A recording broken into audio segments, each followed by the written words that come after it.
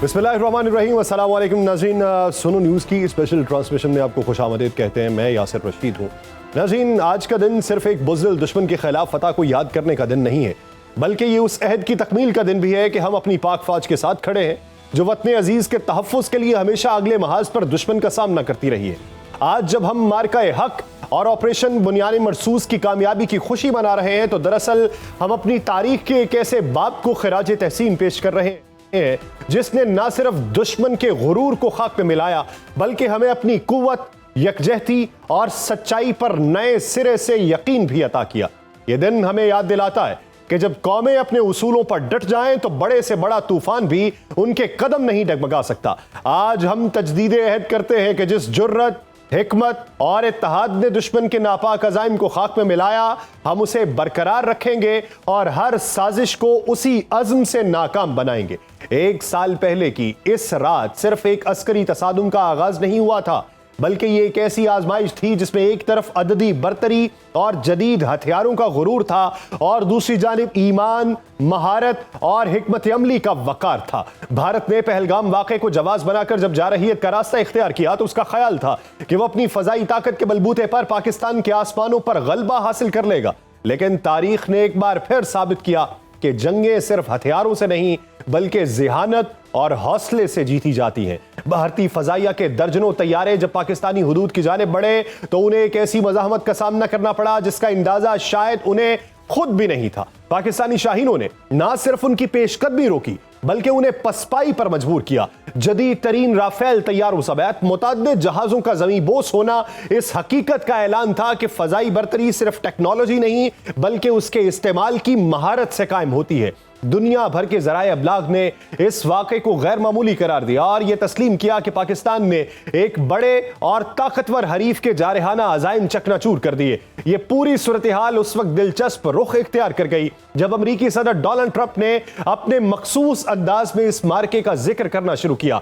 कभी तैयारों की तादाद 5 बताते, कभी 8 और कभी 11 तक पहुंचा देते, गोया भारतीय फजाइया के नहीं बल्कि किसी वीडियो गेम में गिरने वाले जहाजों का जिक्र हो रहा हो। सदर ट्रंप की बेनियाजी में दिए गए उन बयानात में तंज का पहलू ज्यादा नुमाया रहा और यूं आलमी सतह पर यह मामला संजीदा अस्करी तज्जिए के साथ साथ एक गैर एलानिया मजाककुन हवाला भी बन गया। यह सूरत हाल खुद इस बात का सबूत था कि शिकस्त सिर्फ मैदान में नहीं होती, बल्कि उसकी गूंज दुनिया भर में सुनाई देती है। यह मार्का सिर्फ चंद तैयारों के गिरने या बच जाने की कहानी नहीं है, बल्कि एक नई जंगी सोच का आगाज भी था। माजी में जंगें मैदानों में लड़ी जाती थी जहां फौजें आमने सामने आती थीं, लेकिन मार्का हक ने दुनिया को यह दिखा दिया कि मुस्तकबिल की जंगें ड्रोन्स, मिसाइल्स और साइबर हिकमत अमली के गिर्द घूमती हैं।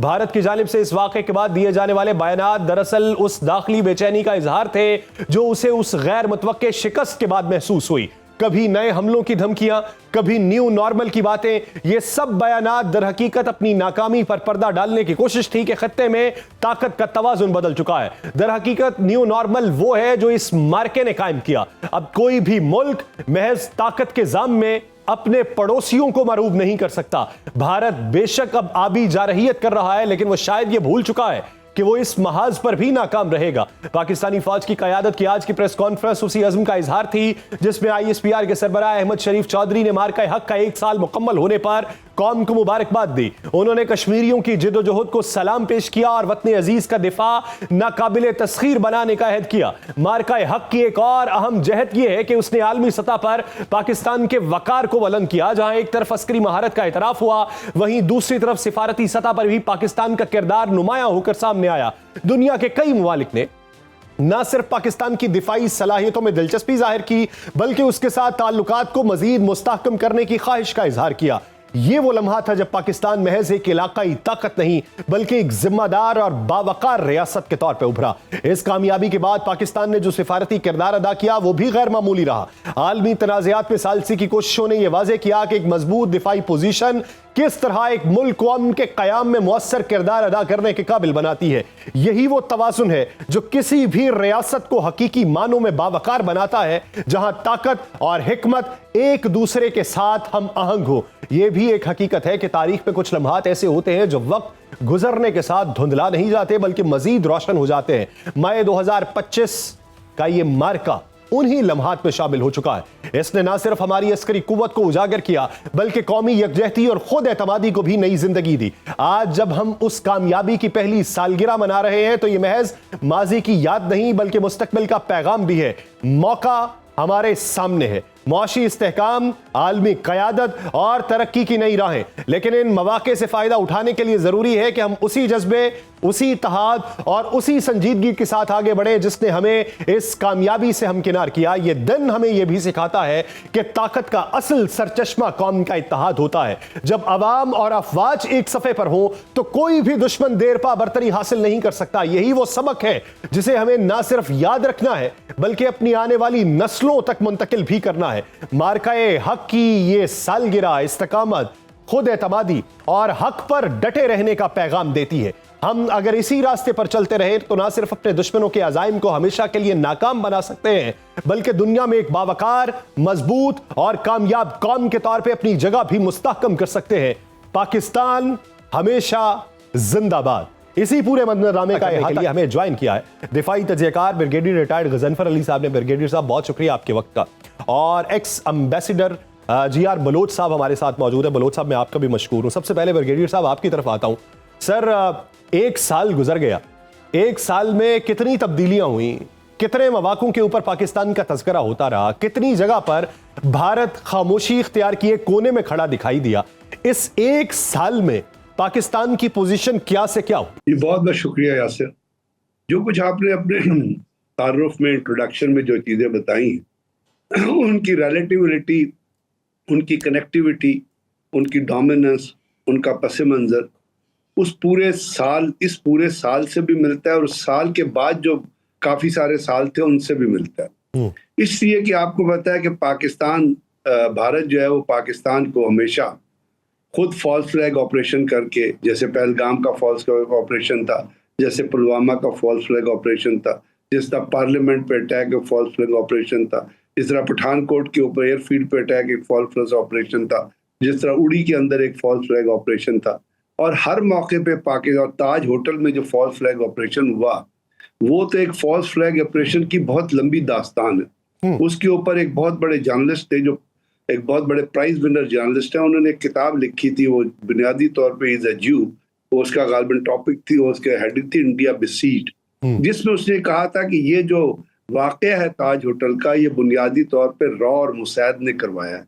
और इसका मतलब एक तो इंडिया के अंदर जो है वो जुल्म के कवानीन नाफिज करना था और दूसरा पाकिस्तान बैशिंग करना था। और देखिए उसके अंदर नेपाल से एक शख्स को अगवा किया गया था जिसको जिम्मेदार ठहराया गया, गुरमुखी में उसकी कॉन्फिडेंशियल स्टेटमेंट लिखी गई और सबसे पहले करकारे को मारा गया।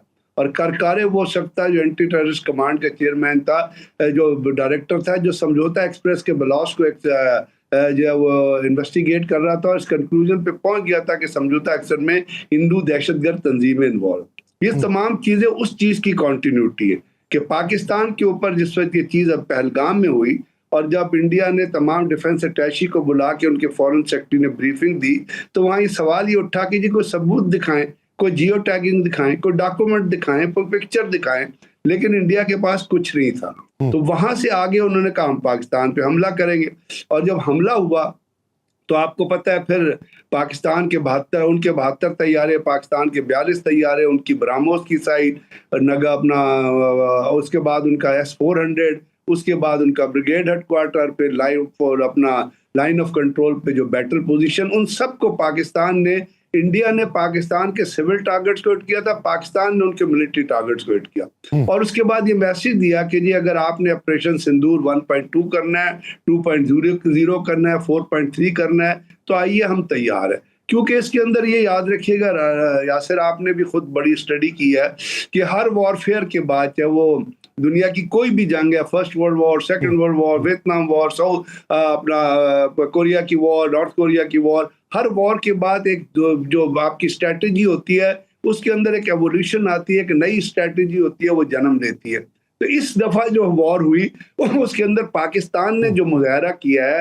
पाकिस्तान ने जो स्ट्रेटेजी दुनिया को दी है और आज वो दुनिया के वॉर कॉलेजेस में पढ़ाई जा रही है, वो बुनियादी तौर पे है मल्टी डोमेन स्ट्रेटेजी। पाकिस्तान ने स्पेस कमांड बनाई, पाकिस्तान ने नेस्टैब बनाया, पाकिस्तान ने अल-फतह मिसाइल का तजर्बा किया, पाकिस्तान ने अभी हंगोर क्लास सबमरीन ली, पाकिस्तान ने नेवी को ऑपरेट किया, पाकिस्तान ने फॉरेन पॉलिसी लेवल पे अपना जो फॉरेन मिनिस्ट्री है, फॉरेन ऑफिस है, उसको एक्टिवेट किया। और जब पहलगाम डिनाई हुआ तो वो तमाम का तमाम हमारा फॉरेन पॉलिसी की जो ऑप्शन हैं उसका नतीजा था कि आपने फॉरेन पॉलिसी की बात की ब्रिगेडियर साहब, इसी पे मैं बलोच साहब का भी जरा मौकिफ ले लूं। बलोच साहब, आप क्या समझते हैं कि पहलगाम के वाक़े के बाद जो हमने काउंटर नैरेटिव के तौर पे वो शवाहिद दुनिया को दिखाना शुरू किए कि इसमें तो भारत का अपना ही हाथ है, तब से लेके अब तक बैनुल-अक़वामी सतह पे अगर पाकिस्तान की सिफारती पोजीशन देखी जाए तो ये लम्हा बलम्हा मुस्तहकम हुई है, उसके पीछे की बुनियादी वजूहात या कुलियात क्या देखते हैं? शुक्रिया। देखिए, ज़ाहिर है पाकिस्तान की एक हैयत है, तारीखी है, समाजी है, सियासी है और डिप्लोमेटिक है।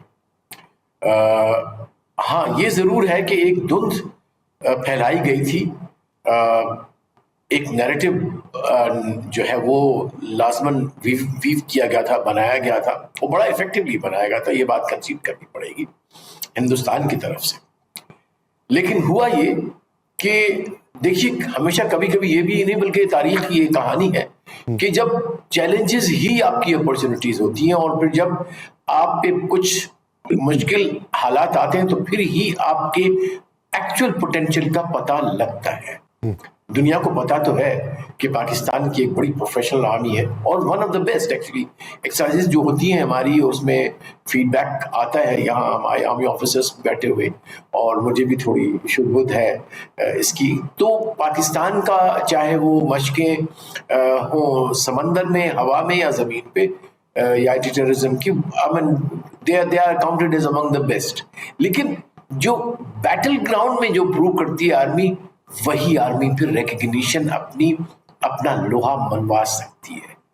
तो जिस तरह से हमारी शाहीनों ने और हमारी हुक्मरानों ने, इन द सेंस मैं हुक्मरान तो नहीं कहता, जो लीडरशिप है हमारी, जो पॉलिटिकल और मिलिट्री, उन्होंने जिस हिकमत का मुजाहरा किया, जिस सिनर्जी का मुजाहरा किया, that is the most important, कि पूरी कौम एक साथ खड़ी थी, सोच में भी और हिकमत में भी और अमल में भी और कौल में भी। तो उससे ये हुआ कि जो आपका मोमेंटम बनता है किसी भी एग्रेशन को फेस करने का, it becomes twice 10 times more than what you do. One second, मेरा ख्याल है पाकिस्तान ने ये अचानक कोई, देखिए ये चीज हमें बताना पड़ेगा लोगों को और दुनिया को भी और खासतौर पर हमारे दुश्मन को कि देखो, वी आर, क्या कहते हैं, हमा वक्त तैयार होते हैं हम लोग। तो जब ये राफेल की रट लगा रहा था मोदी, जब 2019 में हुआ जो वाकया, उसमें कहा कि अगर मेरे पास राफेल होते, उसकी बड़ी वो टोन थी, and I remember listening to his this clip. तो वो जब ये उसने कहा तो आई थिंक हमारे जो प्लानर्स थे, हमारे जो कमांडर्स थे, और स्पेशली जो अभी जो डिस्कशन में पता लगता है कि जो हमारे एयर चीफ थे, उन्होंने एक अंदाजा लगा लिया कि अगर अगला मुकाबला होगा तो राफेल के साथ होगा। तो व्हाट ही डिड वाज कि उसने अपने बॉयज को कहा कि boys get on to it, I want you. और मेरे ख्याल है किसी हद तक टाइम फ्रेम भी, और हम भी यही सोच रहे थे कि 2019 के बाद कोई देर नहीं करेगा और हमला आया कि आया। You see, we were all prepared for it. और अब भी मैं ज़मनन ये कहता चलूं कि प्लीज बी केयरफुल, किसी वक्त भी ये जो दुश्मन है हमला कर सकता है। We got to be on our guard. सही ब्रिगेडियर साहब, इसी ज़िमन में जिस तरह बलोच साहब ये बात कर रहे हैं कि हमें ये बताना पड़ेगा कि हमा वक्त हम तैयार हैं, दुनिया हैरत के अंदर ये है, जिस तरह आपने भी तज़किरा किया कि मल्टी डोमेन वॉरफेयर के अंदर हम दाखिल हुए, जिससे हमने मुकाबला किया। तो वो कौन से उनसर थे जो नुमायां हो रहे थे जिसके तहत हमने अपनी तैयारी मल्टी डोमेन वॉरफेयर के अंदर की है कि इस तरीके से चाबुकदस्ती से जवाब दिया गया है कि दुश्मन बौखलाया और उसे समझ नहीं आई कि क्या इस तरीके से भी जवाब हो सकता है, क्या इतनी भी सिनर्जी हो सकती है, क्या इतना भी इंटेग्रेटेड सिस्टम हो सकता है। तो उसके पीछे की जो तारीख है उस पर जरा रोशनी डालिएगा। यासिर, बात ये किसके पर जब भी भारत ने किसी डॉक्ट्रिन को जन्म दिया है, जैसे अगर आप माजी में ही जाएं और आज भी वो रेलेवेंट ही है, भारत ने एक डॉक्ट्रिन दी थी, कोल्ड स्टार्ट डॉक्ट्रिन।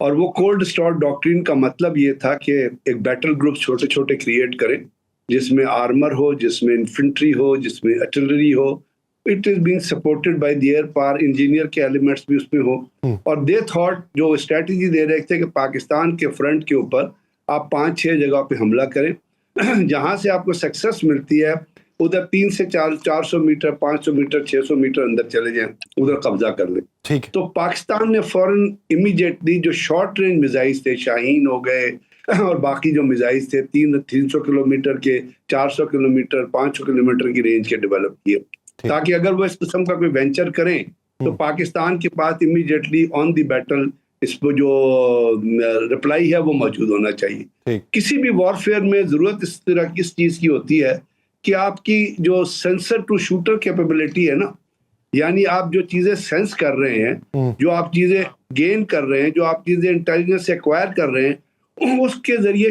आपकी शूटिंग कैपेबिलिटी जो है वो किस तरह लिमिटेड है। अब इसमें चूंकि भारत कॉन्स्टेंटली, जैसे राफेल के ऊपर बहुत डिपेंड कर रहा था, Su-37 दुनिया का बहुत अच्छा एयरक्राफ्ट है, रशियन एयरक्राफ्ट। इसी तरह जो राफेल है, राफेल के अंदर जो आपको पता है जो स्पेक्ट्रा रडार लगा होता है, वो लेटेस्ट रडार है, 360 डिग्री वो आपको जो है ना वो पूरे का पूरा विजन देता है, और it is one of the latest radar. Rafale is one of the latest weapon in the world. तो जब वो तमाम चीजें हो रही थी तो पाकिस्तान में भी रिसर्च हो रही थी। और अभी मैं आपसे क्या ये याद रखिएगा कि इस चीज की सबसे बड़ी एक्नॉलेजमेंट ये है कि जो इंडिया के डिफेंस सेक्रेटरी हैं, उनका नाम है राजेश कुमार सिंह। उनका इंटरव्यू एक चल रहा था, उन्होंने ये अपने इंटरव्यू में कहा कि पाकिस्तान जो है वो जैमिंग में, इलेक्ट्रॉनिक और साइबर वॉरफेयर में हमसे बहुत आगे है। मैं ब्रिगेडियर साहब आपसे तफसीलन इस बारे में बात करूंगा। ब्रेक मुझे लेनी है अगले 1-2 मिनट में। जी.आर. बलोच साहब ब्रेक से पहले ही हमारे साथ मौजूद है। बलोच साहब, मेरा एक सवाल ये है कि आप क्या समझते हैं कि अभी तक हमने अपना जो स्टेटस बनाया है इस 1 साल में, इसको प्रोलॉन्ग करने के लिए वो चीजें क्या हैं, वो इकदामात क्या हैं कि जिसकी बुनियाद के ऊपर हम इसे देर पार रख सकते हैं और साथ ही साथ दुनिया को भी इसको बावर करवा सकते हैं? देखिए, ये जो आपका मिडिल पावर का स्टेटस है वो कोई आपको आसानी से नहीं मिला। इट इज, हमेशा कहते हैं कि इस किस्म का status is not a charity, it is not demanded but it is earned। तो ये आपने अर्न किया है अपनी leadership level, quality of leadership, quality of training and quality of equipment that you have and then the innovation that you have had. और सबसे बड़ी बात यह है कि renewal of your war concepts. हमने मतलब पाकिस्तान की एयरफोर्स, आर्मी, नेवी, तमाम जो फोर्सेस हैं वो 21st सेंचुरी में अल्हम्दुलिल्लाह एंटर हो गई हैं। ज्यादा शोर कोई नहीं मचाता हमको और आपको, जो हम ख्याल भी रखते हैं और बात भी करनी पड़ती है जवाबदारी के साथ पब्लिक फोरम पे। तो ये मुझे पक्का यकीन है उस लिहाज से कि पाकिस्तान की फौज 21st सेंचुरी की फौज है और इसी चीज ने हमें मिडिल पावर बनाया है। अब ये बात दुरुस्त है आपकी कि हमने सस्टेन कैसा करना है। सस्टेन होने के लिए जहां तक बाहर का जो फ्रंट है वो हमारा बहुत ही अल्हम्दुलिल्लाह are the best foreign policy that any country can have it. मैं हमेशा मिसाल देता हूं कि बफर से मिसाल, आप नाम छोड़ दीजिए, मुझे बताइए कि दुनिया में कौन सी वो कंट्री है जिसके बेहतरीन ताल्लुकात, स्ट्रेटेजिक ताल्लुकात चाइना के साथ है, रशिया के साथ है, अमेरिका के साथ है, ईरान के साथ है, सऊदी के साथ है। It is Pakistan. ये बड़ा कमाल है। ये मैं इसको इस तरह कह रहा हूं कि 35-40 साल हमने भी फॉरेन ऑफिस में किया, लेकिन there was always one side और द अदर, इट्स और ईदर। वो नहीं रहा। हमारा बड़ा जबरदस्त बैलेंस फॉरेन पॉलिसी रही है हमारी, और इसलिए कि we are able to maintain that 3 principles that I might have shared with you कि हमारी फॉरेन पॉलिसी, और ये हमारे जो थे बाबाए कौम उनकी तरफ से थे कि आपने सबसे पहले अपने मुल्क का इंटरेस्ट देखना है, उसके बाद यानी अगर हम इधर के रहें या हम उधर के रहें तो फिर इधर उधर के ही नहीं रहेंगे, तो हमें हर जगह रहना है। उसी वजह से हम अपनी जो मुस्तहकम मिजाजी है और पॉलिसी है उसको तरतीब दिए बैठे हैं। बहुत शुक्रिया GR बलोच साहब इस हवाले से अपना वक्त देने के लिए। नाज़रीन साहब साथ ही मौजूद हैं, दीगर मेहमान भी हमें ज्वाइन करेंगे। एक ब्रेक लेनी है, ब्रेक के बाद वापस आते हैं, इन्हीं मौजूआत के ऊपर बात की जाएगी, कहीं नहीं जाएगा। Stay with us. Welcome back. नाज़रीन, ब्रिगेडियर रिटायर्ड गजनफर अली साहब हमारे साथ ही मौजूद हैं। इसी बीच में हमें ज्वाइन किया डिफेंस एनालिस्ट हैं कर्नल रिटायर्ड आबिद लतीफ़ साहब। कर्नल साहब आपको भी मशकूर हूँ। कर्नल साहब, अभी तक का जो मंजरनामा है, एक साल में क्या हुआ, क्या पाकिस्तान ने किया और किस तरह भारत की पसपाई हुई, इसकी तो दुनिया शाहिद हो गई। हमने तो उतना बयान ही नहीं किया जितना दुनिया ने खोल के इसको पढ़ लिया। तो ये मल्टी डोमेन वॉरफेयर की बात हो रही थी और ब्रेक से पहले ब्रिगेडियर साहब उसके ऊपर रोशनी डाल रहे थे। ये जिस तरीके से हमने स्पॉफिंग की या एंटी जैमिंग उनके ऊपर मुसल्लत की, उनके तो आसानी खता हो गए। तो माजी करीब की तारीख के अंदर तो ऐसी कोई नज़ीर नहीं मिलती जो पाकिस्तान ने किया। तो पाकिस्तान को खदशात क्या थे या पाकिस्तान के पास मालूमात क्या थी कि इस तरीके से हमला होगा और फिर हम इस तरीके से जकड़ेंगे जिसको दुनिया जो है वो बाद के निसाबों में पढ़ते हुए देखेगी? बहुत शुक्रिया जी मुझे इनवाइट करने। देखिए जी, पाकिस्तान को खदशात कोई नहीं थे, ये पाकिस्तान की तैयारी थी। देखें, ये एक्चुअली अगर आप 65 की वॉर को देखें तो 65 की वॉर के कुछ लेसन्स थे। जो भी मिलिट्री होती हैं जी या आर्म्ड फोर्सेस होती हैं जो कि किसी जंग में जाती हैं और उस जंग के बाद वो उससे कुछ लेसन्स ड्रॉ करते हैं। उन्हीं लेसन्स की बेस पे एक लेसन ये था, बहुत सारे लेसन्स थे। एक लेसन ये था कि हमारी जो आर्म्ड फोर्सेस हैं उनकी अपनी मिलिट्री इंडस्ट्रियल कम्प्लेक्स होना चाहिए।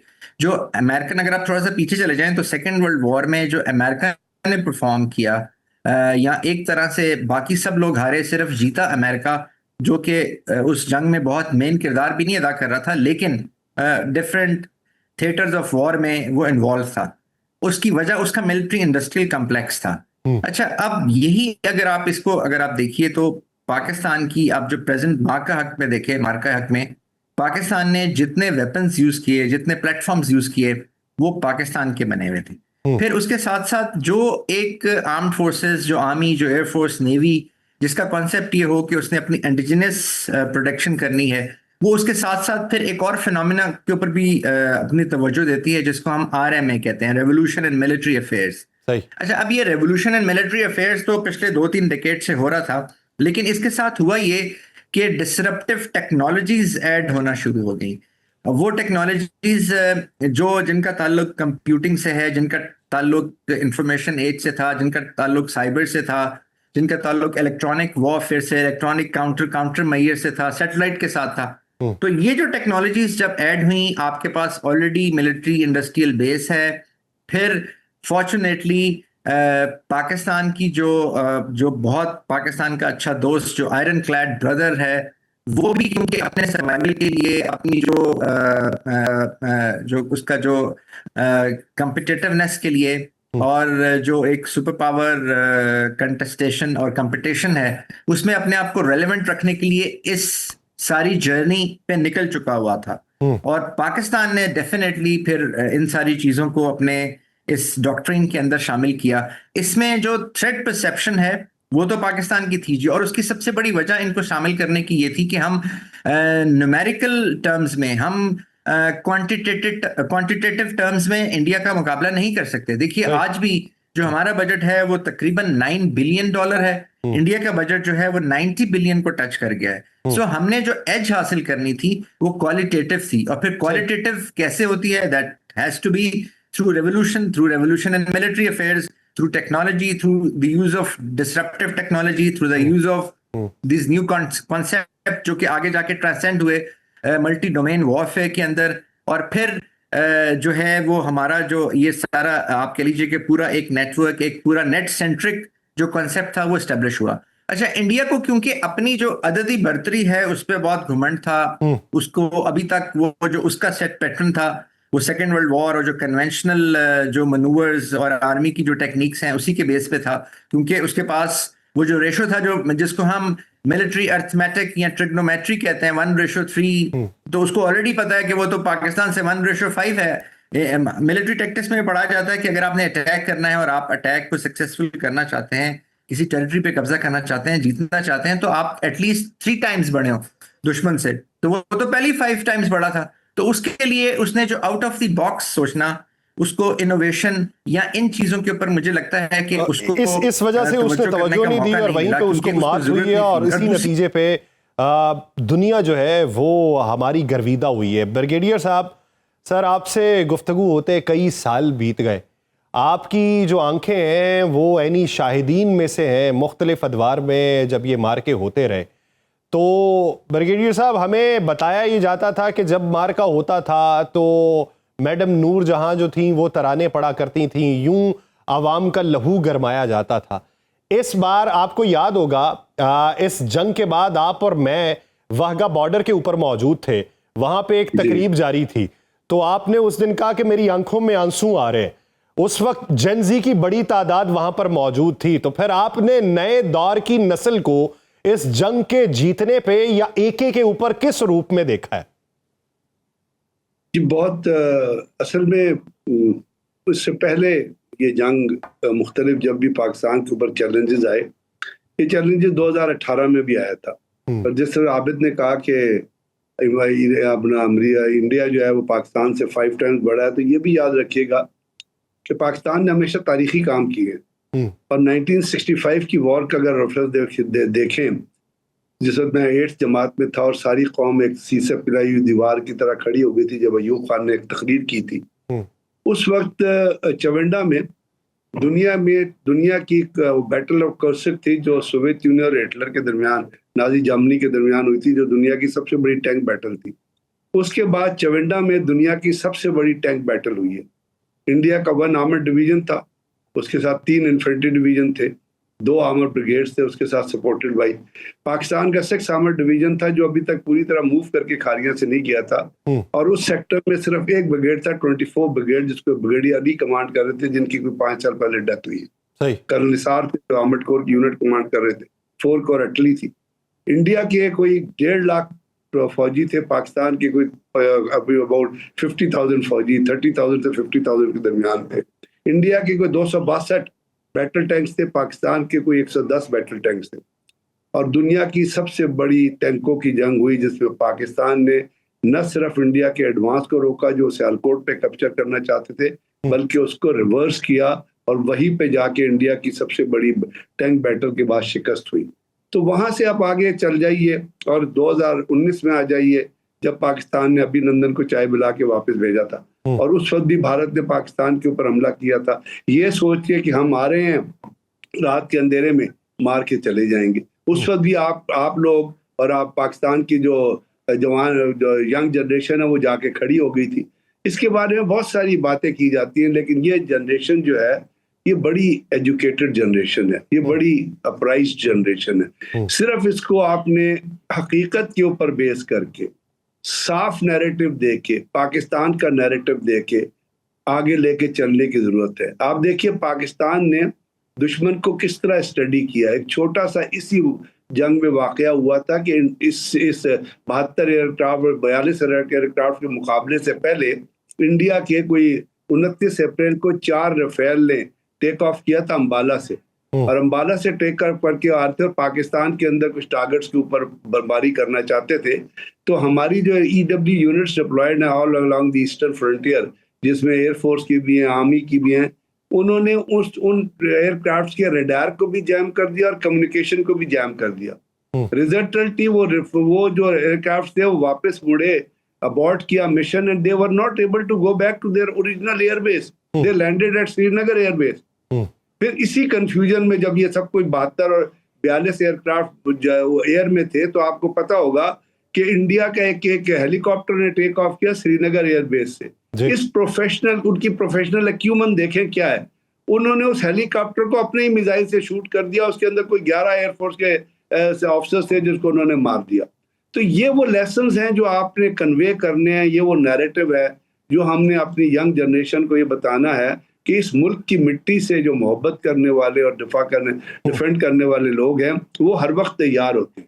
पीएफ ने ऑन दी बेसिस तैयारी की, यानी एक साफ बयानिया उनको फराहम किया जाए तो वो उसे आगे कैरी कर सकते हैं। कर्नल साहब, जिस तरीके से ब्रिगेडियर साहब तज़किरा कर रहे हैं, आपने इस जंग के मौके के ऊपर आवाम को एक आवाज होते जो देखा है, वो कितनी बड़ी कामयाबी थी और उसके पीछे कलीदी किरदार क्या था? देखें जी, सबसे पहली बात तो यह है कि कोई भी फौज, एक बहुत ही एक सेइंग है जो आई थिंक बहुत ज्यादा जिसको रिपीट भी किया जाता है कि कोई भी फौज नहीं लड़ सकती जब तक अवाम उसके साथ में। और पर्टिकुलरली देखें, जो पाकिस्तानी अवाम हैं वो तो हमेशा से ही अपनी अवाम के साथ हैं, और इसका प्रूफ हर मार्के के अंदर, हर जंग के अंदर हमने देखा। अच्छा, ये जो इंडिया ने जो मार्का हक में जब इंडिया ने अपना जो ऑपरेशन सिंदूर किया और पाकिस्तान पे जो है अपनी एग्रेशन का आगाज किया, तो उसको कुछ मिस परसेप्शंस थी, कुछ 4 मिस परसेप्शंस थी, और उनमें से एक ये भी थी कि खुदा ना खास्ता पाकिस्तान आर्मी और अवाम के दरमियान में एक जो है थोड़ा सा डिस्टेंस आ गया है, और वो उनकी इस्टेब्लिश हुई वही जो उनका साइबर ब्रिगेड, जिसको उन्होंने अपनी एजुकेशन कोर्स से कन्वर्ट करके एक साइबर ब्रिगेड बना के 5000 लोगों की सिर्फ ये ड्यूटी लगाई हुई है कि वो डिफरेंट चैट बॉट के थ्रू, डिफरेंट अकाउंट्स के थ्रू वो किसी भी किस्म की हर वक्त पाकिस्तान के अगेंस्ट कोई ना कोई एक नैरेटिविटी, कोई ना कोई एक चीज चलाते रहते हैं। तो शायद वहां से उनको इंप्रेशन मिला कि कुछ ऐसा हो रहा है, शायद अपने ही चैट बॉट्स के थ्रू।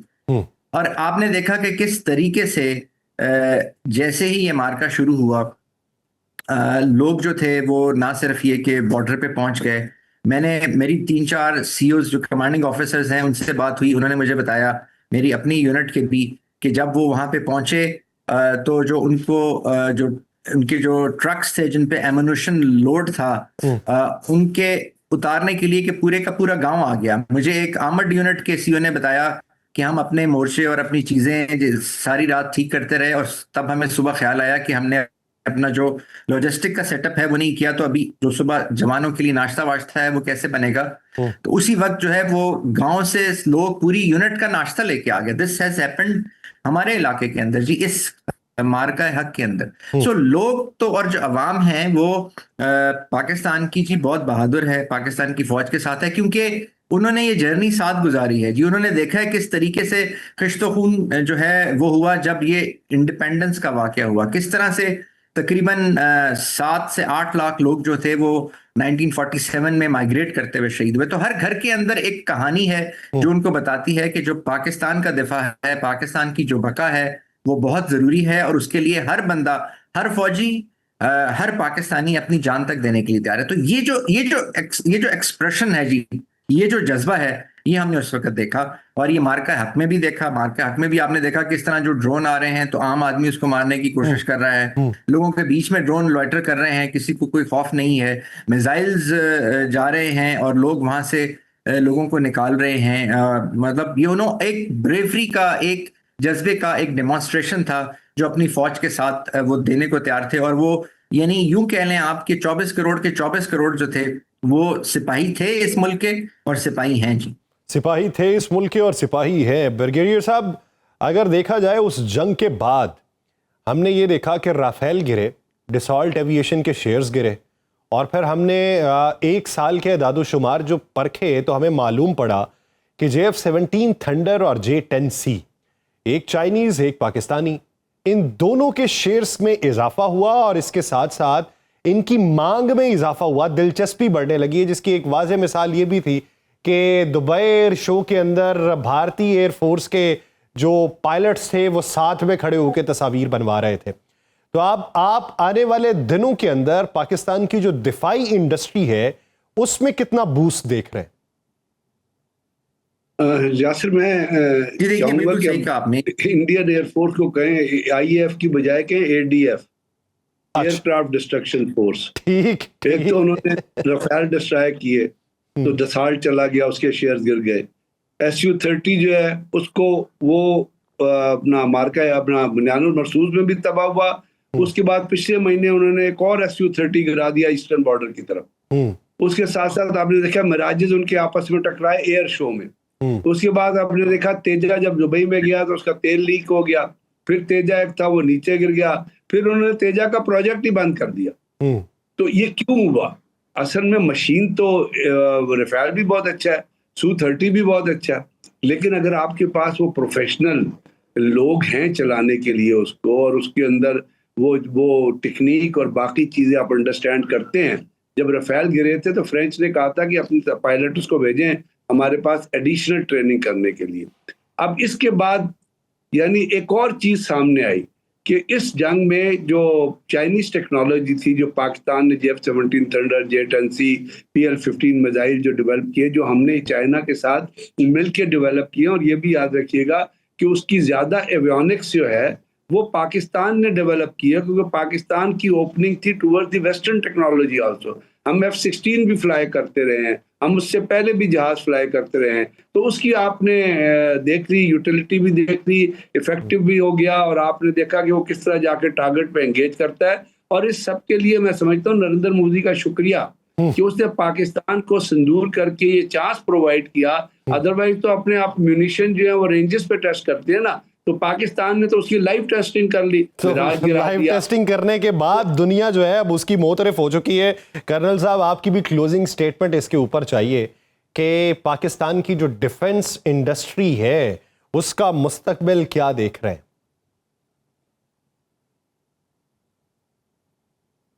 जी, उसका मुस्तकबिल जाहिर है जी, बहुत, मैं समझता हूँ जी, बहुत रोशन है, क्योंकि ये जिस तरीके से मार्के हक के बाद, अब आप जैसे ब्रिगेडियर साहब भी कह रहे थे, कुछ 35 कंट्रीज हैं those who are taking interest in only F-17, और बहुत सारी जो कुछ 16 के करीब कंट्रीज हैं जो हमारे से जो हमारा बाकी मिलिट्री का इक्विपमेंट है, जिसमें गन्स हैं, एमुनिशन हैं, आर्टिलरी गन्स हैं और वेपन्स हैं जी, उनमें इंटरेस्ट ले रहे हैं और लेते हैं। जिस तरह आपको पता है हर साल आइडियाज भी होती है जिसमें बहुत सारे लोग आते हैं, मुल्क आते हैं और वो सारे ऑर्डर्स लेते हैं। Even European countries are taking interest in our weaponry.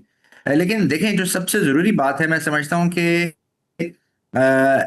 इस मार्का हक से पहले चाइना एक रीजनल पावर था, लेकिन मार्का हक के बाद चाइना सुपर पावर बन गया, क्योंकि सुपर पावर की डेफिनेशन ये है, सुपर पावर वो पावर होती है जो ट्रांस फ्रंटियर, ट्रांस कॉन्टिनेंट अपनी पावर प्रोजेक्ट कर सके, और उसके लिए एक वेपनरी चाहिए होती है, उसके लिए प्लेटफॉर्म्स चाहिए होते हैं, उसके लिए डोमेन्स चाहिए होते हैं, थिएटर्स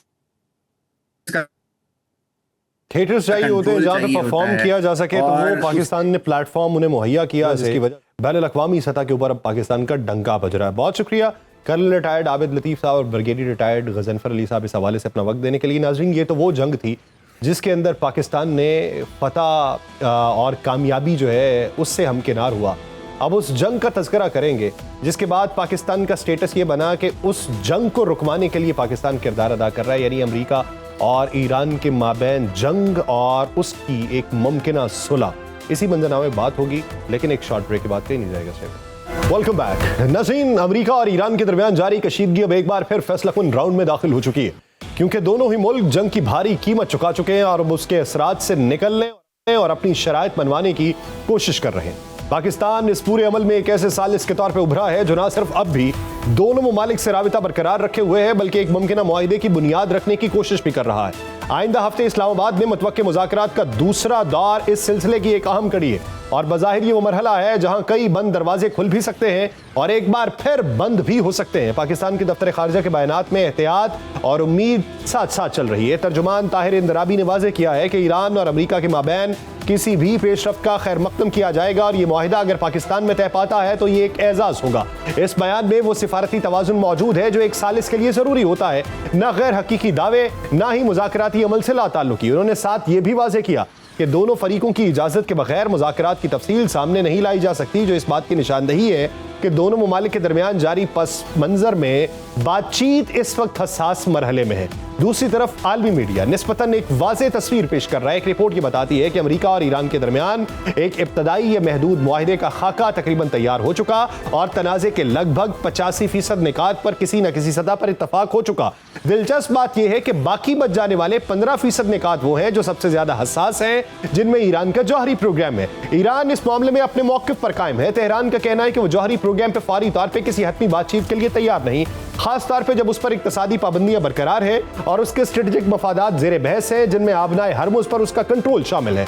एक रिपोर्ट के मुताबिक ईरान 14 निकात पर मुश्तमिल एक तजवीज़ पाकिस्तानी सालिस के जरिए अमेरिका तक पहुंचा चुका, जिसमें जंगबंदी, पाबंदियों में नरमी और इलाकाई तवाजुन के निकात शामिल है। लेकिन अमेरिका की वजह से यह पूरा अमल सुस्त रवि का शिकार है। ईरान की जानिब से यह दावा भी किया गया कि अमेरिका की जानिब से मुआहिदे के करीब होने की खबरें दरअसल एक बयानिया बनाने की कोशिश है, ताकि आलमी सतह पर यह तासुर दिया जा सके कि अमेरिका अमन चाहता है, जबकि असल में वो दबाव की पॉलिसी जारी रखे हुए है। ईरानी क़यादत के मुताबिक अमेरिकी बयानात में तजाद है, एक तरफ मुज़ाकरात की बात, दूसरी तरफ धमकियों का सिलसिला। यही वजह है कि ईरान ने अभी तक अमेरिकी तजवीज़ पर बाज़ाब्ता जवाब नहीं दिया, क्योंकि उसमें कुछ शिकें ऐसी हैं जिन्हें वो नाकाबिले कबूल समझता है। अमेरिकी सदर ट्रंप के बयानात इस तजाद को मजीद नुमाया कर रहे हैं। वो बार बार ये दावा करते हैं कि मुआहिदा करीब है, हालिया बातचीत मुस्बत रही, लेकिन साथ ही ईरान को सख्त नताइज की धमकियां भी दे देते हैं। ईरान ने जो करना है वो करना है, लेकिन ट्रंप ने वाजे किया है कि ईरान ने अगर मुजव्विज़ा मुआहिदा कबूल ना किया तो उससे पहले वाली शदीद बमबारी का उसे सामना करना पड़ेगा। ये दोहरा पैगाम दरअसल अमरीकी हिकमत अमली का हिस्सा है, जिसमें मुज़ाकरात और दबाव बैक वक्त इस्तेमाल किए जा रहे हैं। अहम पेशरफ्त यह है कि अमरीका अब एक मरहलावार या महदूद मुआहिदे की तरफ बढ़ता हुआ दिखाई दे रहा है। फौरी तौर पर एक ऐसा फ्रेमवर्क तैयार किया जा रहा है जिसके तहत जंगबंदी, आबनाए हरमुज में जहाज रानी की बहाली और कशीदगी में कमी शामिल होगी, जबकि जौहरी प्रोग्राम जैसे पेचीदा मामलात को बाद के लिए छोड़ दिया जाएगा। यह अमेरिका की पॉलिसी में एक बड़ी तब्दीली है, क्योंकि माजी में अमेरिका उन तमाम मसाइल को एक साथ हल करना चाहता था। आबनाए हरमुज इस तनाज़े का सबसे अहम और हसास मामला बन चुकी है, जिसे ईरान अपनी सलामती और खुद मुख्तारी का अहम तरीन हिस्सा समझता है, जबकि अमेरिका और उसके इत्तेहादी इसे बैनुल-अक़वामी गुज़रगाह के तौर पर खुला देखना चाहते हैं। हालिया पेशरफ्त में अमेरिका की जानिब से प्रोजेक्ट फ्रीडम को आर्जी तौर पर रोकना एक अहम इशारा समझा जा रहा है, जिसे माहिरीन ईरान के मौक़िफ़ के करीब एक कदम करार दे रहे हैं। पाकिस्तान की सालसी ने इस पूरे अमल में एक अहम किरदार अदा किया। एतलात की बताती हैं कि इस्लामाबाद ने न सिर्फ दोनों फरीकैन के दरमियान राबिता कायम रखा, उसे टूटने नहीं दिया, बल्कि कई हसास निकात पर दरमियानी रास्ता निकालने की कोशिश की। यही वजह है कि अब भी दोनों ममालिक के दरमियान एक मुनज़्ज़म सिफारती चैनल के जरिए राबिता जारी है। यह किरदार पाकिस्तान की सिफारती हैसियत को मजबूत बना रहा है, खासतौर पर ऐसे वक्त में जब खित्ता शदीद कशीदगी का शिकार है। लेकिन सिफारती पेशरफ्त के साथ साथ मैदान में होने वाली कार्रवाइयाँ एक मुख्तलिफ हकीकत बयान करती हैं। अमरीकी ज़राए के मुताबिक ईरानी हमलों में मशरिक़ वस्ता में कायम अमरीकी फौजी अड्डों को नुमाया नुकसान पहुंचा है। एक रिपोर्ट ये बताती है कि ईरानी हमलों में कम अज़ कम 228 ढांचे मुतासिर हुए हैं, जिनमें हैंगर्स, बैरक्स, ईंधन के ज़खायर और मवासलाती निज़ाम शामिल हैं। इन एदाद व शुमार से न सिर्फ ईरानी हमलों की शिद्दत जाहिर होती है, बल्कि अमरीकी दिफाई निज़ाम की कमजोरियों पर भी सवाल उठता है। हकीकत यह कि इस वक्त जंग का पूरा मंजरनामा ही अमेरिका के लिए एक बड़ा चैलेंज है। एक तरफ उसे अपनी फौजी बरतरी का तासुर बरकरार रखना है, दूसरी तरफ ट्रंप समेत अमरीकी क़यादत पर दाखिली दबाव बढ़ता चला जा रहा है। तेल की कीमतों में इजाफा है, मुआशी असरात ने अमरीकी हुकूमत पर दबाव बढ़ाया है कि वो किसी न किसी मुआहिदे तक पहुंचे। यही वजह है कि वाशिंगटन एक ऐसे हल की तलाश में है जो कम अज कम फौरी तौर पर कशीदगी को कम कर सके। ईरान के अंदरूनी हालात भी पेचीदा हैं। इक्तिसादी पाबंदियों ने मईशत को मुतासिर किया, बेरोजगारी में इजाफा हुआ, आम शहरी मुश्किलात का शिकार है, इंटरनेट की महदूद रसाई, सनती सरगर्मियों में कमी, इसने सूरत हाल को मजीद मुश्किल बनाया। इसके साथ साथ हुकूमत ने दाखिली सतह पर सख्त इक़दामात भी किए ताकि किसी मुमकिना एहतजाज या बदअमनी को रोका जा सके। बैनुल-अक़वामी सतह पर भी इस तनाज़े के असरात नुमायां हैं। चीन ने खुलकर ईरान के खिलाफ फौजी कार्रवाइयों की मुखालिफत की और दोनों मुल्कों पर कशीदगी कम करने के लिए जोर दिया। मशरिक़ वस्ता के ममालिक भी इस सूरत हाल से बराह रास्त मुतासिर हो रहे हैं और किसी भी बड़े तसादुम से बचने के ख़्वाह हैं। सऊदी अरब और UAE जैसे ममालिक पसे पर्दा सिफारती कोशिशों में शामिल हैं ताकि हालात काबू में रहें। पाकिस्तान के प्राइम मिनिस्टर मियां मोहम्मद शहबाज शरीफ ने इन हालात में एक बार फिर सिफारतकारी की अहमियत को उजागर किया और कहा कि पाकिस्तान सिफारतकारी और मुज़ाकरात के जरिए तनाज़ात के हल की हिमायत करता रहेगा। उधर ईरान के अफजूदा यूरेनियम का मसला अब भी मुज़ाकरात की कामयाबी में एक अहम रुकावट के तौर पर मौजूद है। अमरीकी सदर ने दावा किया है कि अमरीका ईरान से अफजूदा यूरेनियम हासिल करेगा, लेकिन उन्होंने इस हवाले से कोई तफसील बयान नहीं की। एक रिपोर्ट बताती है कि ईरान के पास सैकड़ों किलोग्राम का आला दर्जे का अफजूदा यूरेनियम मौजूद है, जिसकी किसी भी हतमी मुआहिदे में मरकजी हैसियत होगी और ईरान के अंदर भी इस मामले पर सख्त मौक़िफ़ है।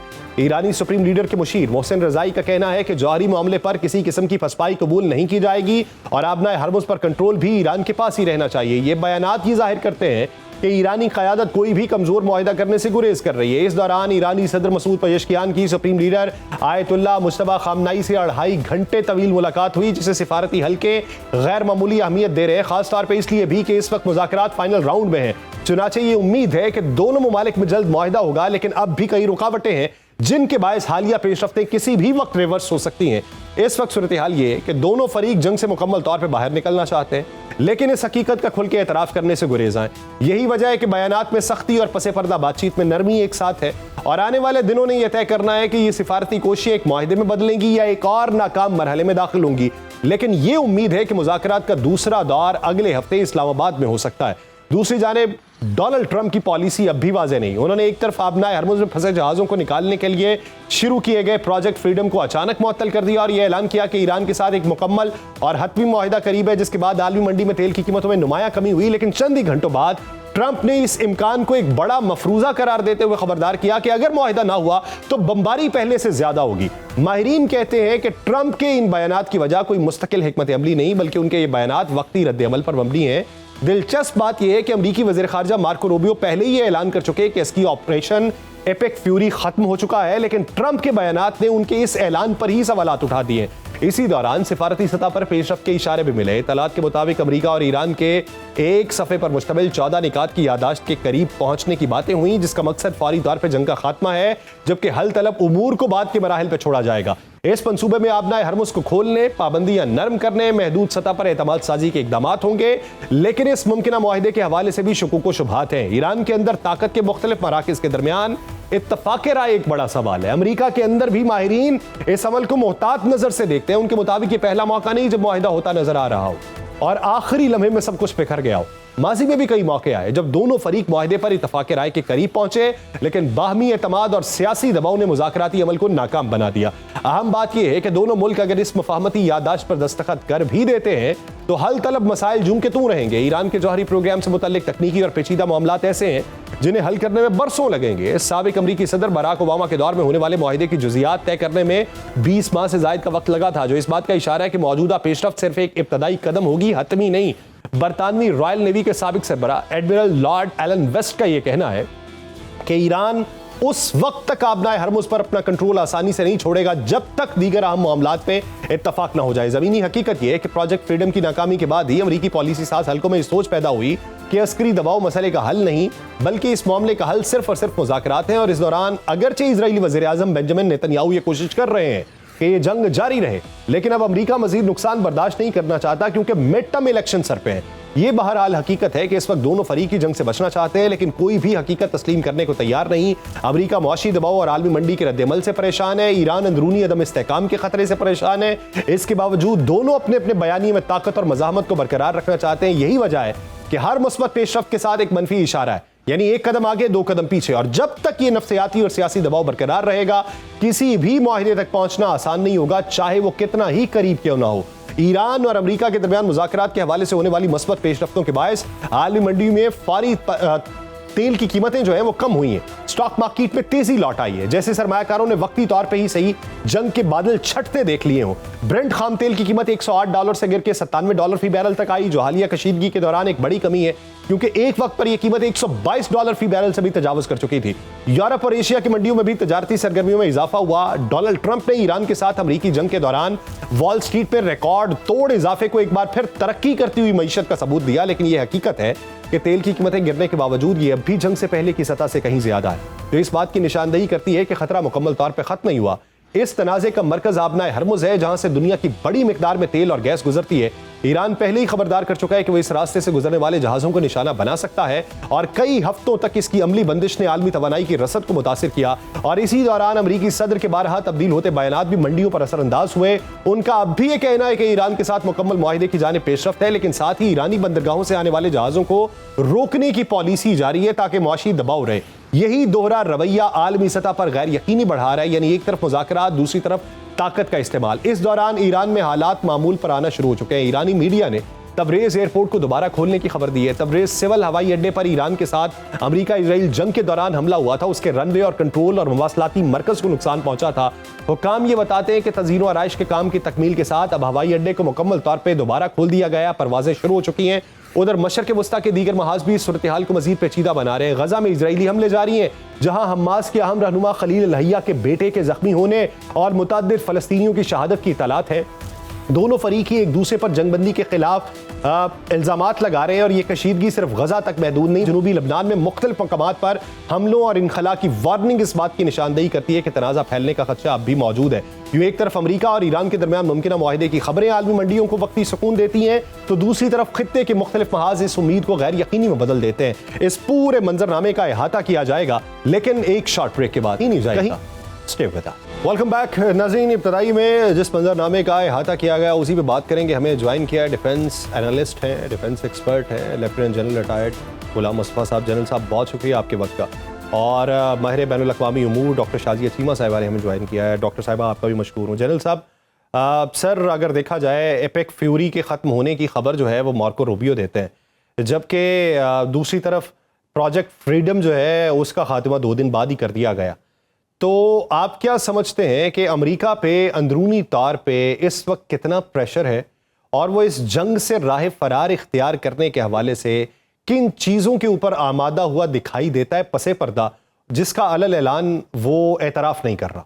देखिए, अमेरिका ने अपने मसाइल में खुद ही इजाफा किया है। एक तो ईरान खड़ा हो गया जिसका सबने दुनिया में बात की उसकी। दूसरा जो हमारे खलीजी रियासतें हैं कतर, कुवैत और सऊदी अरेबिया, इनको भी एहसास हो गया कि अमेरिका जो अपनी खुद बेसिस की हिफाजत नहीं कर सकता, और ये बेसिस उनके दिफा के लिए नहीं थी बल्कि ये एक लाइन ऑफ डिफेंस थी इजराइल के दिफा के लिए। उन्होंने भी अपने एयर स्पेसेस बंद कर दिए, इनके लिए अपनी बेसिस का इस्तेमाल बंद कर दिया। ये खुद अमेरिकन मीडिया रिपोर्ट कर रहा है।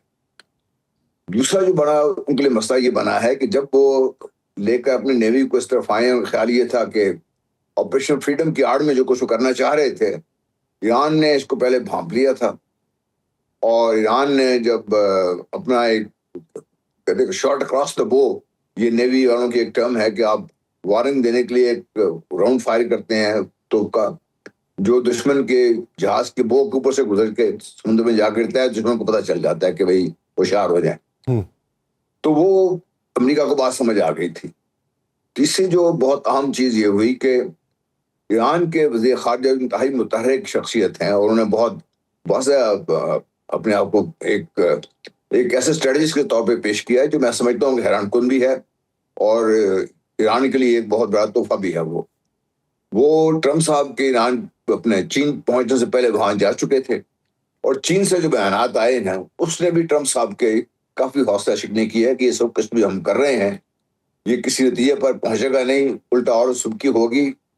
और फिर एक खबर ये भी आई थी जो बाद में शायद दबा ली गई या उसको दोबारा कंफर्म नहीं किया कि चाइनीज नेवी जो अपनाए मलाका है उससे पार करके इंडियन ओशन की तरफ आ चुकी हुई थी। उसके लिए खलीज अपना फिलीपींस की नेवी को कहा गया कि आप जाए चाइनीज जहाजों को निकाले, उनके बस में नहीं था। तो ऑल एंड ऑल ट्रम्प साहब को एहसास हुआ कि ये उनके लिए एक बहुत बड़ा सदमा होगा जब ये जाएंगे और उनको एक बहुत बड़ा आगे से दफा भी मिलेगा। उनको जो उनके खलीजी रास्ते उनके जिनको साथ में ख्याल ये था कि बहुत ताल्लुकात हैं वो हर किस्म की रियायत देने को तैयार होंगे, वो इनकार कर दिया उन्होंने। फिर चीन का रवैया, फिर ईरान का अपना जो था सारा कुछ, और अब अमेरिका के अंदर से जो आवाजें उठ रही हैं वो ट्रम्प साहब के लिए नहीं बल्कि अमेरिकन पूरी एडमिनिस्ट्रेशन सिस्टम के लिए खतरनाक साबित होंगी, क्योंकि America as a system fail हुआ है। ट्रम्प साहब जैसे शख्स को सदर बना के जिसे अंधाधुन ये काम शुरू किए हुए हैं और बगैर सोचे समझे, अब वो समझ रहे हैं कि सिस्टम भी शायद अमेरिका का, मेरा अपना ख्याल ये है कि इसको भी वो दोबारा इसको और करेंगे कि इसको कैसे ठीक किया जाए। डॉक्टर शाज़िया चीमा साहिबा, आप क्या समझती हैं कि मिड टर्म इलेक्शन से पहले इन तमाम चीज़ों का रैप अप होना है या चाइना के विजिट से पहले इनका रैप अप होना है, या फिर कुछ और मसाइल हैं जिनका फौरी तौर के ऊपर हल निकालने के लिए इस जंग से बाहर निकलना है और उसमें से राह नहीं मिल रही कि किसी न किसी सतह पे ईरान वो गुडविल जेस्चर के तौर पे कुछ चीजें छोड़ दे अमेरिका को कि जिससे वो बाहर निकलने में आसानी महसूस करे? आपने बिल्कुल जो है वो you just hit the nail at the right place. यही प्रॉब्लम है कि एक वीकेंड जंग जो है उसे शुरू तो कर लिया गया, लेकिन वो वीकेंड से बहुत ज़्यादा आगे चली गई और उसके बाद अब उसमें से निकला नहीं जा रहा और ईरान जो है वो इस दफ़ा मूड में नहीं है। किसी किस्म की फेस कीपिंग देने के लिए। अब इसमें मिड टर्म में क्या होता है और चीज़ें जो हैं अब कंट्रोल में नहीं है कि आप मिड टर्म से पहले कुछ कर लेंगे या चाइना के विजिट से पहले कुछ कर लेंगे। तो उससे तो मेरा नहीं ख्याल कि कॉन्फ्लिक्ट उससे पहले रिजॉल्व हो जाएगा, क्योंकि वो तो ट्रम्प जो है वो पुतिन से भी मिल लिए, तो जंग तो जारी है, तो ये चीज़ तो चलती रहेगी। लेकिन ये बात आप बिल्कुल ठीक आपने निशानदेही की है कि अब मसला ये है कि जंग करना नहीं चाहते हैं मगर फातेह बनना चाहते हैं। और फतह भी ऐसी कि जो इतना नुकसान करने के बाद, जबकि टाइम था, मौका था, खास तौर पे तब जबकि सीज़ फायर हो चुका था, तो ये सीज़ फायर और स्ट्रेट ऑफ होर्मुज़ का खुलना ईरान की तरफ से, ट्रम्प आराम से इसे अपनी विक्ट्री के तौर पे ले जाकर अपनी डोमेस्टिक पॉपुलेशन, खास तौर पे अपने मेगा क्राउड के अंदर जो है इसको सेल कर सकते थे। लेकिन और ईरान के अंदर इस बात के ऊपर बड़ी रिजर्वेशन थी कि हम ये क्यों कर रहे हैं, हम ये स्ट्रेटेजिक पॉज क्यों कर रहे हैं, हम पे हमला इन्होंने रोकना तो नहीं है, तो हम ये सीज़ फायर क्यों कर रहे हैं। लेकिन ऑफ कोर्स फिर एलाइज ने, फ्रेंड्स ने, पाकिस्तान की मशावरत ने, उन्होंने बात मानी और सीज़ फायर हो गया। लेकिन ट्रम्प की एडमिनिस्ट्रेशन की इसके अंदर जो है वो इमेच्योरिटी ये है कि उस खुली हुई स्ट्रेट को इन्होंने अपना एक ब्लॉकेड लगाकर दोबारा से जो है उस सिचुएशन को वहीं पे स्क्वायर वन पे कर दिया और जंग की सिचुएशन को उन्होंने कायम रखा। तो जिस चीज को ये विक्ट्री के तौर पे ले जा सकते थे, वो चांस जो इन्होंने खुद मिस कर दिया। अब मसला ये है कि ये इनको पता है कि इजरायली लॉबी जो है वो ईरान का एक मुस्तकिल हल चाहती है, और मुस्तकिल हल जो है वो बहुत ही रुथलेस है। इनके पास ये सुपर पावर तो है, इसमें कोई शक नहीं है कि इनकी फौज अच्छी है, इनके पास बुटीक जो है वो मिलिट्री हार्डवेयर जो है वो है, लेकिन इसके बावजूद इनकी कैपेसिटी जो है वो खुल के सामने आ गई है कि ये एक फुल फ्लेज वॉर नहीं कर सकते। अगर ये ईरान को शिकस्त देना चाहते हैं तो ईरान का जितना भी जो है कोस्टल एरिया है वहां पे आकर इनको कम से कम 7 से 8 लाख की फौज लेके आए और फिर उसके ऊपर जो है वो चढ़ाई कर दें और प्रॉपर जिस तरह से जंगें की जाती हैं फिर वो जंग करें और एरियल अटैक से लेकर पूरा होलिस्टिक जो होता है फुल स्पेक्ट्रम अटैक करें, तो फिर शायद कोई बात जो है वो समझ में आने वाली है। ना तो ये जो है वो अपने बंदे जो हैं उनको कंप्रोमाइज करने पे तैयार हैं, ना ही ये फुल फ्लेज अटैक कर सकते हैं, ना इन्हें करना चाहिए, ना ही वहां पे ऐसी कोई बात हो रही है। तो ये जो छेड़खानियां हैं, कभी यहाँ से कुछ कर लेना, कभी वहां से कुछ कर लेना और उसके बाद ये समझना कि अगला बंदा खुद ही घुटनों के बल बैठकर हमारे सामने बिलबिलाने लग जाएगा, तो ये नहीं हुआ। बहुत दफा ऐसा हुआ भी, लेकिन हिस्ट्री में एक दफा ऐसा नहीं हो रहा।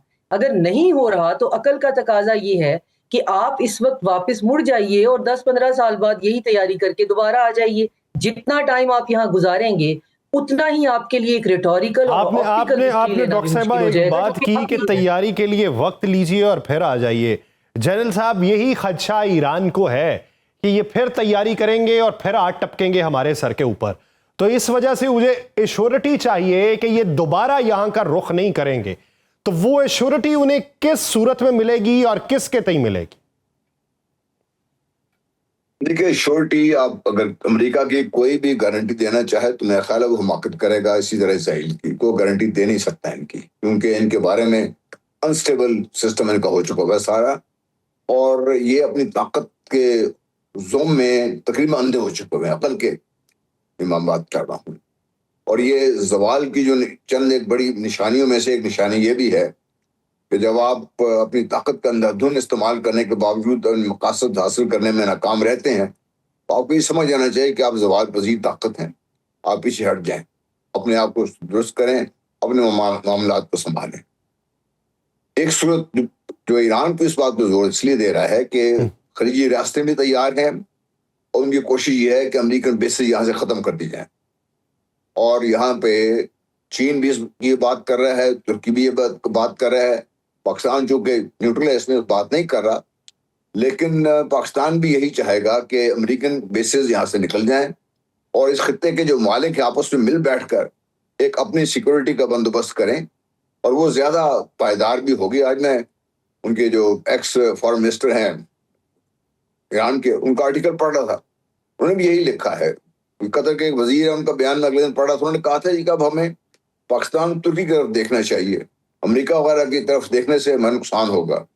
अमेरिका के अपने इत्तेहादी उसका साथ नहीं दे रहे। यूरोप जैसे ख्याल ये था कि भाई यूरोप के साथ खड़ा होगा, नहीं खड़ा होगा इसके साथ यूरोप भी। तो इसलिए मेरा ख्याल है कि वापस आने का सवाल उनका रहेगा हमेशा से, लेकिन ईरान की को गारंटी अगर देनी है तो सिर्फ एक सूरत जो मुझे नजर आती हुई है कि इनकी बेसिस यहाँ से खत्म हो जाए, और यूएई को भी ये बात समझनी होगी कि यूएई अपनी तबाही की तरफ बढ़ रहा है अगर वो इस तरीके से अमेरिका और इसराइल को अपने मामलात में इस तरीके से शामिल करेगा।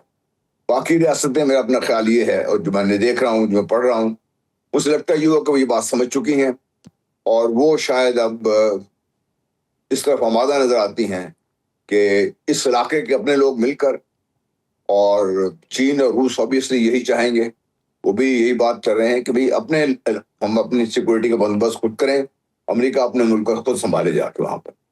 ठीक। डॉक्टर साहब, आप एक चीज़ बताइए कि जहां पर अमेरिका के इकदामात हम देखते हैं कि वो किसी भी कंपनी के ऊपर पाबंदी लगा देता है, जिस तरह उसने 5 चाइनीज़ ऑयल रिफाइनरीज के ऊपर पाबंदी लगाई और उसके जवाब में एंटी सैंक्शन लॉ जो है वो चाइना ने मुतारिफ करवा दिया। हालांकि उसका अमली मुजाहरा तो अब हो रहा है, लेकिन ये मुतारिफ इससे पहले हुआ है, जब पहला दौरे हुकूमत था डोनाल्ड ट्रंप का, जब वो बहुत सी चीनी कंपनीज़ के ऊपर पाबंदियां लगा रहे थे। अब उसमें से एक बड़ी ऑयल रिफाइनरी है जिसमें सारे का सारा तेल ही ईरान वाला आता है, तो इस वजह से उन पर पाबंदी लगा दी। तो वो ये कहते हैं कि हम एक मुतबादिल निज़ाम खड़ा कर रहे हैं।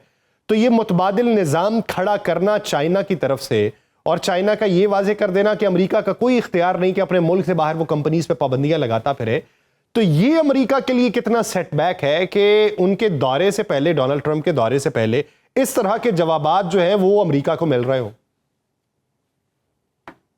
ये सेटबैक देखें, ये तो एक दिन, 2 दिन, 1 साल की बात नहीं है। बस ये समझने में, जो एम्पायर डूबने लगती हैं तो समझने में थोड़ा सा टाइम लगाती हैं। चाइना की टाइमिंग देखें कि ये चीज़ तो काफ़ी अरसे से उनके दरमियान जो है ये बात जो है गर्दिश कर रही है, लेकिन उसको रेटिफाई करना और फिर ये कहना कि ये हमारी एक्स्ट्रा टेरिटोरियल जो सैंक्शंस हैं, मीनिंग बाय कि ये सैंक्शंस जो हैं जो हमारे से बिजनेस करेगा उस पर भी ये कानून लागू होगा कि आप पर ये यूनिलैटरल अमेरिका की सैंक्शंस और फिर जिनको यूरोप टो करता है गुडविल जेस्चर के तौर पे, ये बिल्कुल लागू नहीं होती। यूनाइटेड नेशन की सैंक्शंस के ऊपर अभी उन्होंने बात नहीं की है। तो ये अगर ऐसा हो जाता है कि सैंक्शंस जो एक हथियार के तौर पे इस्तेमाल हो रहा है, जिसमें हुकूमतें बदलने से लेकर मुल्कों की कमर तोड़ने तक, हमें नहीं भूलना चाहिए सीरिया के साथ इन्होंने इस तमाम अरसे में क्या किया, और ये एक बहुत बड़े हथियार के तौर पे इस्तेमाल होता है। यही रशिया के खिलाफ हो रहा है।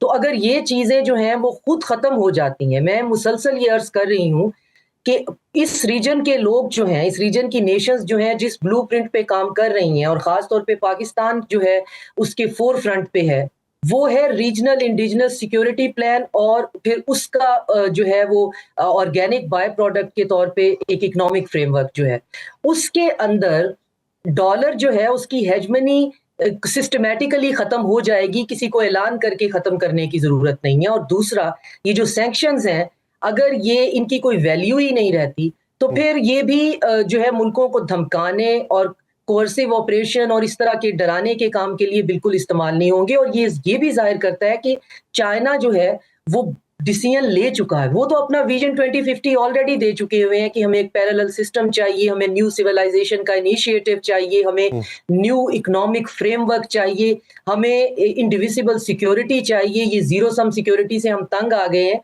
तो वो तो अपना विजन ऑलरेडी दे चुके हैं, लेकिन वो बहुत सटल तरीके से, बड़ा स्मूथली और बहुत ही ज्यादा जो है उसको आहिस्ता आहिस्ता अपनी चीजों को लेके चलते हैं। और उनके बयानात आपको बहुत ज्यादा सोशल मीडिया पे दिखाई नहीं देते, लेकिन वो इस पे काम कर रहे हैं और मुसलसल काम कर रहे हैं। और उस काम के नतीजे में जब एक फ्रेमवर्क बनेगा तो फिर अमेरिका और फिर ब्रॉडर वेस्ट के लिए यही ऑप्शन रह जाएगी कि वो हमारे ग्लोबल साउथ में खास तौर पे या तो अपने आप को रिकैलिब्रेट करेगा, कुछ कंट्रीज के साथ एज अ पीयर कंपेटिटर, कुछ के साथ वो बायलैटरल होगा। लेकिन ये किस हद तक काबिले अमल है अमेरिका के लिए, ये एक सवाल है। जनरल साहब, अगर देखा जाए एक मुतबादिल प्लेटफॉर्म तश्कील देने की बातें, फिर साथ में अब वो आप उस पर्सपेक्टिव के अंदर अगर देखें कि आप एक कारोबारी फर्म के साथ ताल्लुक़ रखते हैं और आपको ये चूज़ करना है कि अगर इस पाबंदी ज़दा कंपनी के साथ मैं बैठा काम कर रहा हूँ तो फिर मुझे अमेरिका का फियर जो है उसको देखना पड़ेगा और उसके ख़तरे को भुगतना पड़ेगा, और अगर मैं इनकार करता हूँ तो मुझे चाइना की नाराज़ी लेना पड़ेगी। तो ये मुआशी जो तबका है उसके लिए किस हद तक ये परेशानी है? देखो, परेशानी तो है, पाकिस्तान तो ये भुगत चुका है, ईरान भुगत रहा है अभी तक भी इसको। पाकिस्तान में भी अमेरिका ने सब कुछ ताल्लुकात होने के बावजूद एक नई कई दफा पाबंदियां लगाई हैं। आप काउंट करना शुरू करें, प्रोसेसिंग प्लांट जो हमने लेना था फ्रांस से, पैसे हम दे चुके थे, अमेरिका ने नहीं लेने दिया। तो पाकिस्तान भी ये भुगत चुका है, प्रेशर अमेंडमेंट ले लीजिए वगैरह वगैरह। तो मेरा ख्याल है ये भी जो मशरक की ताकतें हैं, जब आप बात कर रहे हैं चीन की और रूस की बात कर रहे हैं, और अभी जो मिडिल ईस्ट के दूसरी रियासतें हैं वो भी इस बात को समझ चुकी हैं कि अब ये वक्त आ गया है कि ये दौर अब उन चीजों में जो एक सुपर पावर थी जो अपने आप के इम्प्लीमेंट कर सकती थी। इसमें इंटरेस्टिंग बयान है क्लिंटन साहब का। उन्होंने कहा था कि अमेरिका ने ओवर रीच्ड, अंडर परफॉर्म, और दूसरा जो अपनी स्ट्रेटेजिक लीडरशिप थी उनकी इंटरनेशनल लेवल पर, वो उन्होंने खो दिया आहिस्ता आहिस्ता। अब ये दौर खत्म हो जाना चाहिए, उसकी तरफ दुनिया बढ़ रही है। और वाकई बिजनेस तबका है जो भी है क्योंकि फ्री होना चाहिए। अगर अमेरिका पूरी दुनिया के साथ तजारत कर सकता है, या फिर एक अच्छा बड़ा खूबसूरत बयान है अहमदी निजात साहब का, उन्होंने कहा जी अगर एटम बम अच्छा है तो फिर ईरान के पास क्यों नहीं है, अगर ये खराब है तो अमेरिका के पास क्यों है, इजराइल के पास क्यों है। तो अमेरिका भी पूरी दुनिया की जो ठेकेदारी करता रहा है, थानेदारी करता रहा है, वो दौर तो खत्म होना ही था, हो चुका हुआ है अभी। अब उस दौर की इब्तिदा तो हो गई। अब इत्तेहादी भी जवाब देने लगे हैं, साथ छोड़ने लगे हैं, पाबंदियों की जद में आकर बयानबाजी भी करने लगे हैं और पाबंदियों को रद्द भी करने लगे हैं। तो यही वही मंजरनामा है कि वो और दिन थे कि हर सितम को अदाए महबूब कह के चुप थे, अब उठेगी हम पे जो ईंट कोई तो पत्थर उसका जवाब होगा। तो अब वो जवाब दिए जा रहे हैं। बहुत शुक्रिया लेफ्टिनेंट जनरल रिटायर्ड गुलाम सवाल साहब अपना वक्त देने के लिए। नाज़रीन, एक ब्रेक लेनी है, ब्रेक के बाद दीगर मेहमान भी हमारे साथ मौजूद होंगे। डॉक्टर शाजिया चीमा साथ ही मौजूद है। ब्रेक के बाद वापस आते हैं, इसी मौजू के ऊपर मजीद बात होगी, कहीं नहीं जाएगा। Welcome back. नाज़रीन, मौजूदा मंजरनामा इजराइल, अमेरिका और ईरान जंग के हवाले से अभी गुफ्तगू शुनीद आलमी सतह पे जिन मामलात पे हो रही है, इसी पे डॉक्टर शाजिया चीमा हमारे साथ ही मौजूद हैं। लेकिन इसी बीच में हमें ज्वाइन किया है दिफाई तजज़ियाकार ब्रिगेडियर रिटायर्ड हारिस नवाज साहब ने। ब्रिगेडियर साहब, आपका मशकूर हूँ वक्त देने के लिए। ब्रिगेडियर साहब, अगर देखा जाए तो एक्सियोस रिपोर्ट करता है कि 14 निकात 1 पेजर के वो इस वक्त ऐप आ गए हैं। फिर बातें ये भी होती हैं कि 85% गुफ्तगू शुनीद हो चुकी है। लेकिन जहाँ पे ये बात होती है, हम वहाँ पे कुछ लम्हे बाद डोनाल्ड ट्रंप की तरफ से ये भी सुनते हैं कि अगर मुआहिदा ना हुआ तो हम आप पे मजीद बमबारी करेंगे, और फिर उसके बाद चीजें फिर से रिवर्स होना शुरू हो जाती हैं। डोनाल्ड ट्रंप की अगर साइकी को समझना हो तो किन अल्फाज में समझा जा सकता है, या किस डायमेंशन में? मेरे ख्याल में डोनाल्ड ट्रंप की इन बातों को सीरियस लेना ही चाहिए। आई थिंक ईरानी एडमिनिस्ट्रेशन अभी समझ गई होगी कि आपने जो अपने पॉइंट लेने हैं, जिनमें कन्वर्स करना है, वो करते रहें, इनको बोलने दें। क्योंकि ये हर दफा ऐसे ही बात करते हैं, कभी पोस्टरिंग करते हैं, कभी मसल फ्लैक्सिंग करते हैं, कभी प्रेशर टैक्टिक्स करते हैं। आप बताएं ना, कभी साजगार ये जो environments of business environments create करते हैं। You don't keep threatening each other. माहौल साजगार चाहिए आपको। अगर फ्रेंडली कंडूसिव एनवायरमेंट्स होंगी तो बैठ के अच्छे माहौल में एक दूसरे के कंसेशन लेंगे। अगर आप बुरे हालात में बैठेंगे, एक दूसरे के साथ नाराज बैठे हुए हैं बैठेंगे, तो कैसे करना चाहिए? और मेरे ख्याल में काफी हद तक जो है अभी ये कन्वर्स कर गए हैं काफी पॉइंट के ऊपर। सबसे बड़ा इशू ये है कि प्रेसिडेंट ट्रंप ने 14 तारीख को जाना है चाइना, और चाइना ये क्या लेके जाएंगे कि मैंने चाइना को इकोनॉमिक स्ट्रैंगुलेट किया हुआ है, मैंने हर्मुज को बंद किया हुआ है, चाइना ईरान से तेल लेता है, मैंने ईरान का नेवल ब्लॉकेट किया हुआ है, मैंने वेनेजुएला का ऑयल सारा बंद कर दिया, चाइना को वहां से भी। Then what for you are going over there? आप वहां जाते हैं कुछ गिव एंड टेक के लिए, लेकिन अगर आप इस तरह जाएंगे तो अगर आप मुआहदा करके जाते हैं, स्ट्रेट ऑफ हर्मुज खोलते हैं, ईरान का नेवल ब्लॉकेट खोल के जाते हैं, then they the purposeful fruitful visit होगा रहने के लिए। यानी ईरान चाइना के ऊपर मुआशी तंगी मुसल्लत करने के बाद उनके साथ तो कोई मुआहिदा नहीं हो सकता, उनके साथ कोई गुफ्तगू शुनीद नहीं हो सकती, या उनके साथ कोई ट्रेड नहीं हो सकती। तो इस वजह से डोनाल्ड ट्रंप ये तमाम मामलात हल करके जाएंगे। डॉक्टर साहिबा, आप क्या राय रखती हैं कि डोनाल्ड ट्रंप की पॉलिसी इस वक्त जो चल रही है कि प्रेशर बढ़ाओ और फिर मेज के ऊपर लाओ, ये माजी में तो सूदमंद रही, लेकिन अब की बार ये नुकसानदेह किस हद तक हो सकती? ये पॉलिसी हमेशा सूदमंद रहती है अगर आपके पास आपकी धमकी का बैकअप हो।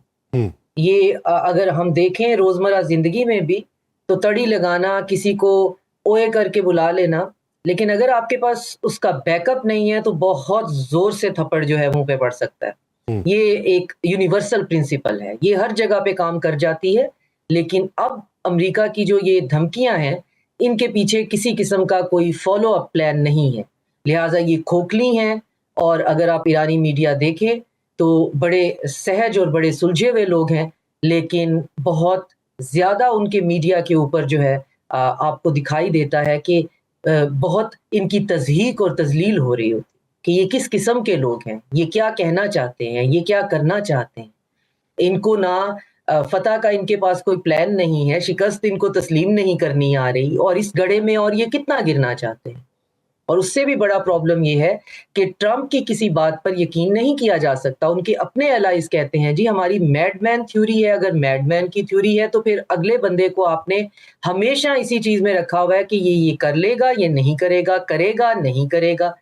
अब ये जो इन्होंने हटाया है, ब्लॉकेड कहा है जी हट गया है, ईरान की तरफ से कोई खास बयान नहीं आया, लेकिन ये भी हो सकता है कि ये हर वीकेंड पे गाहे बगाहे मार्केट को स्टेबल करने के लिए इस तरह का कोई ना कोई उम्मीद अफजा बयान दे देते हैं, और जो ही मंडे स्टार्ट होता है इनकी दोबारा से वही हरकतें शुरू हो जाती हैं। और इन्होंने माजी में इसी 40 दिन की जंग में ये 3 से 4 दफा जो है ऐसा किया है कि मार्केट को स्टेबल करने के लिए इस तरह का कोई बयान देते हैं, मार्केट्स इसको रिएक्ट करती हैं।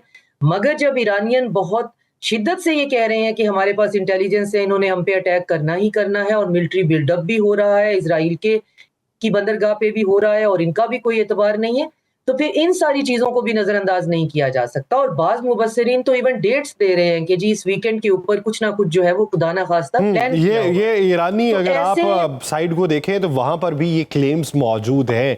ब्रिगेडियर साहब, आप इस ज़िमन में क्या राय रखते हैं कि आलमी सतह पे बातें ही हो रही हैं कि अगला दौर इस्लामाबाद और जनेवा के अंदर हो सकता है, और ईरानियन मीडिया जो है इस खदशे का इजहार कर रहा है कि नहीं, हम पे किसी बड़े हमले का प्लान हो रहा है? देखिए, बात ये कि मेरे ख्याल में हमला तो उन्होंने एक तो है जितना टाइम गेन किया है, initially they are exhausted their all resources.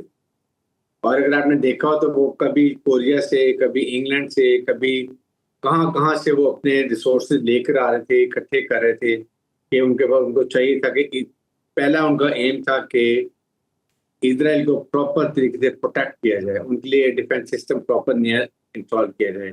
I am sure they must have done by now, जहां से भी ले, क्योंकि आपने देखा ईरान ने बिल्कुल इजराइल को इनफेक्टिव कर दिया था डिफेंस के अंदर, और वो दबा के उनको नुकसान होता है, and that is why they went for cease fire.